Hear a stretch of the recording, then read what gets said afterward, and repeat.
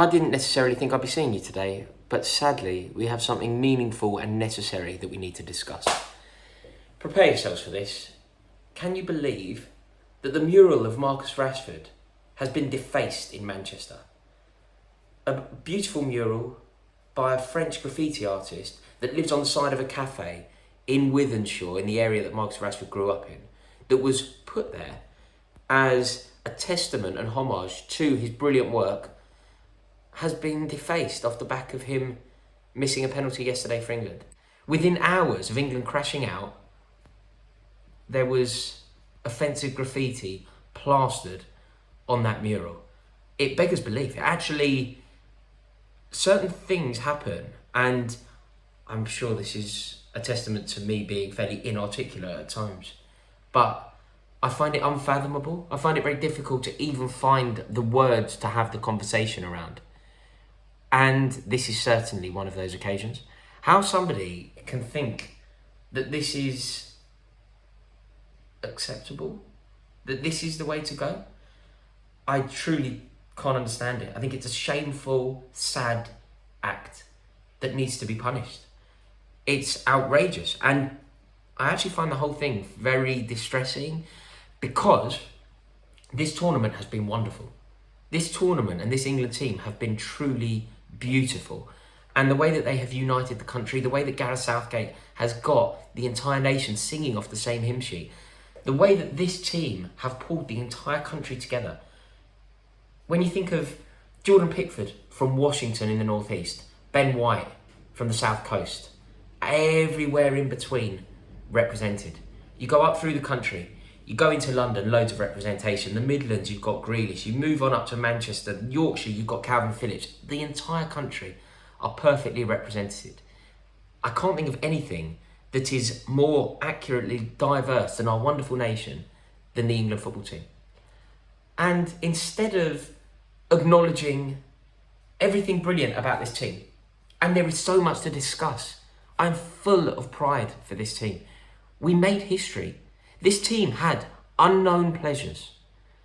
There is a Joy Division album called Unknown Pleasures, and England were invited in. I saw something that I've never seen before. In my lifetime, 4 semi-finals, 4 defeats. That changed with the brilliance of this team. Under the brilliant tutelage of Gareth Southgate, it all changed. And today, despite the fact that it is a day shrouded in serious, painful, and unimaginable disappointment, there's so much to be happy about. There's so much to be proud of. This England team have been immense. The way that they have conducted themselves from start to finish is something that just fills me with joy and pride, and I'm already clucking for Qatar. It's going to be coming home there.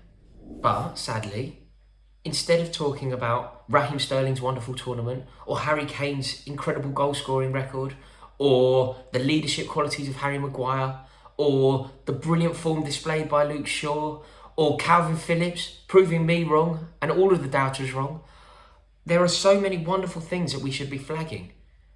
We're not talking about any of them. We're talking about some of the most vile and inhuman approach, and it's such a shame, because this wasn't that tournament. This tournament was so much better than that for England. And I heard Gareth Southgate talking today. I think some of the abuse that was levelled at Bukayo Saka, a 19-year-old who had the minerals and gumption to step up and take a 5th penalty at Wembley in a semi-final. He deserves nothing but praise and admiration. But his social media account was peppered with abuse. And it's so difficult to even process how that's happened. I think Gareth Southgate has discussed it. A lot of the abuse came not from the UK, but obviously some did as well. The Manchester thing obviously happened from somebody in the UK, so we definitely need to take our share of the responsibility. But this needs to be stamped out. I don't know what the answer is. I don't know if it's an ID. I do understand the contrary point, but I would be in favour of an ID on social media. But I just think that anybody who has it in them to not see these players as heroes. You know, everybody involved with this England setup is a hero. They have all made history. Gareth Southgate included has made history. Whether we think mistakes were made, whether Jack Grealish should have played more, whether Jadon Sancho should have played more, whether we should have brought players on to take penalties in that way, whether Bukayo Saka should have been given that 5th penalty.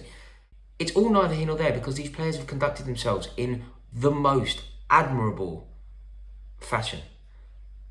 But sadly, rather than acknowledging that, rather than talking and discussing the exceptional way that they have represented their country, we have to focus on a sad but equally paramount and urgent point. And that point is this ridiculous abuse, both on social media and in real life now, in Manchester. Like, there must be a way of finding out who done that.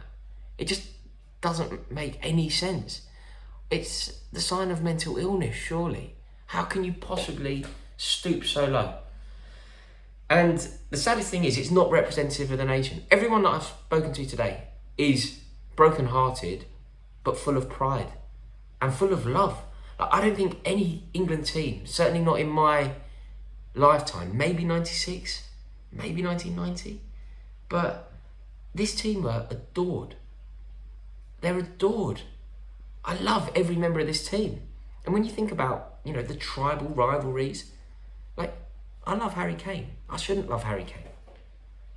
You know, he's Tottenham, one of Tottenham's best players, arguably Tottenham's best striker in my lifetime. Probably is, in fact. But I think he's amazing. And I think that this team, from back to front, are a joy to behold. We are lucky to have had them, and everything that they have done deserves nothing but admiration.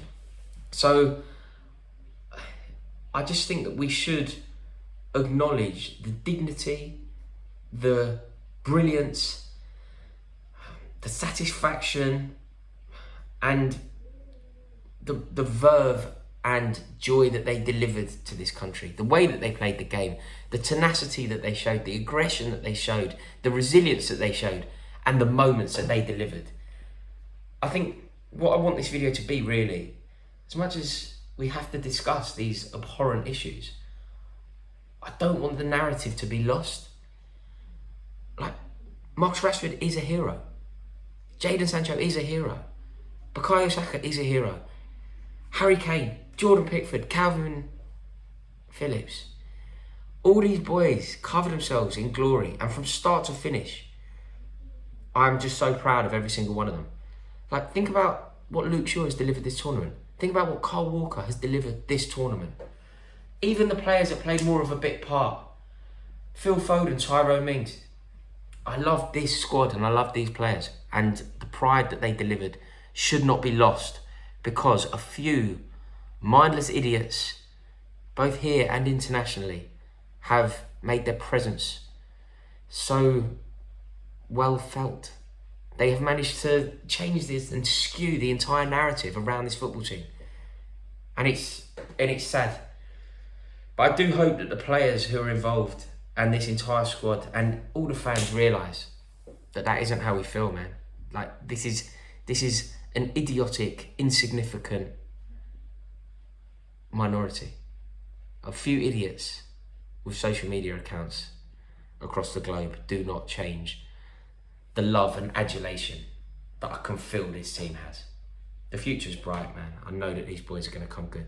And here's a guarantee. If Bukayo Saka is feeling low today, I've got one guarantee for you, mate. One guarantee. You will win silverware for England. You will lift the trophy with the 3 lions on your heart. That's a guarantee. It's a shame, man, because I'm so full of pride in what this team achieved. We were beaten in the final by a brilliant Italy team. A wonderful manager and Gianluca Vialli. There's no shame in that. But the future is so bright for this England team. What a sad, sorry state to finish this remarkable tournament in, eh? I'm out in a bit.